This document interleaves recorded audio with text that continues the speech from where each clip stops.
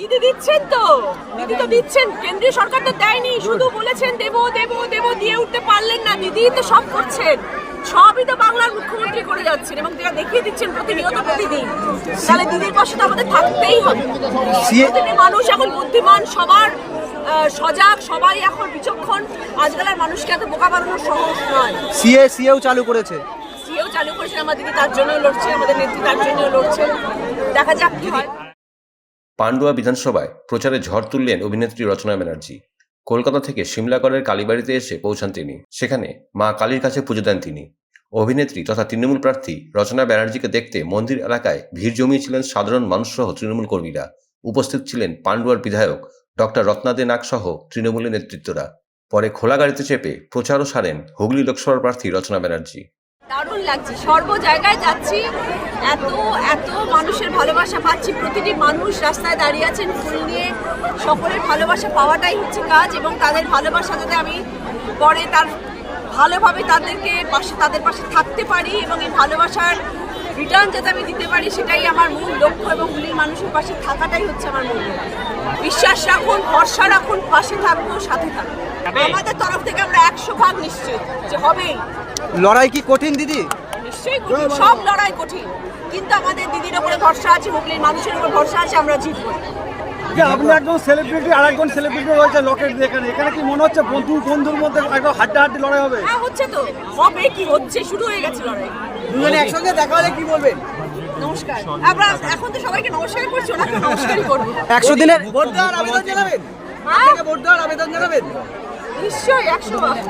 100 দিনের কাজের টাকা এখনো অনেক শ্রমিক পায়নি, সেটা দিদি দিচ্ছেন তো, দিদি তো দিচ্ছেন, কেন্দ্রীয় সরকার তো দেয়নি, শুধু বলেছেন দেবো দেবো দেবো, দিয়ে উঠতে পারলেন না। দিদি তো সব করছেন, সবই তো বাংলার মুখ্যমন্ত্রী করে যাচ্ছেন এবং যেটা দেখিয়ে দিচ্ছেন প্রতিনিয়ত প্রতিদিন। তাহলে দিদির পাশে তো আমাদের থাকতেই হবে। প্রতিটি মানুষ এখন বুদ্ধিমান, সবার সজাগ, সবাই এখন বিচক্ষণ। আজকালের মানুষকে এত বোকা বানানো সহজ নয়। সিএও চালু করেছে, সিএও চালু করেছে, আমার দিদি তার জন্য লড়ছে, আমাদের নেত্রী তার জন্য লড়ছে। দেখা যাক কি হয়। আমার বিরোধী পক্ষ নিয়ে কোনো মন্তব্য নেই, কিচ্ছু নেই। আমি আমার দলের জন্য এসেছি, আমি আমার দলকে জেতাবো, আমি হুগলির পাশে থাকবো, হুগলির মানুষের ভালোবাসবো, এটাই হচ্ছে আমার লক্ষ্য।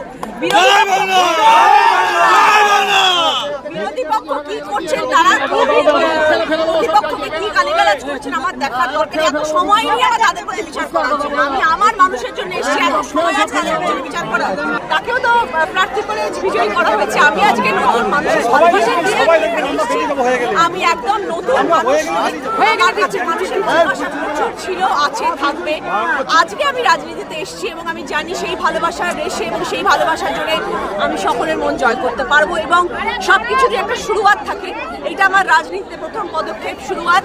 আমি জানি আমার পাশে যারা রয়েছেন, বড় বড় নেতা মন্ত্রীরা যারা রয়েছেন, তারা আমার সাথে থাকবেন, পথে আমার সাথী হয়ে থাকবেন। এবং সর্বোপরি আমার সাথে রয়েছেন আমাদের মাননীয় মুখ্যমন্ত্রী এবং আমাদের সেনাপতি অভিষেক বন্দ্যোপাধ্যায়, যারা আমাকে পথ চলাতে সাহায্য করবেন। ভোটের ময়দানে রকেটকে কি 1 ইঞ্চি জমি ছাড়বেন? নিশ্চয়ই ছাড়বো না, তাহলে কি এইভাবে লড়াই করতাম? পরবর্তী সময়ে দুজনকার মধ্যে সম্পর্ক সুমধুর থাকবে। আমি আমার কাজ করবো, সে তার কাজ করবে। দর্শক নির্ধারণ করবে কে বিজয়ী, কে ঠিকঠাক, কে ভালো কাজ করবে, কে হুগলির পাশে থাকবে। বিরোধী প্রার্থীকে কি বলবেন, কি বার্তা দেবেন? অনেক শুভেচ্ছা।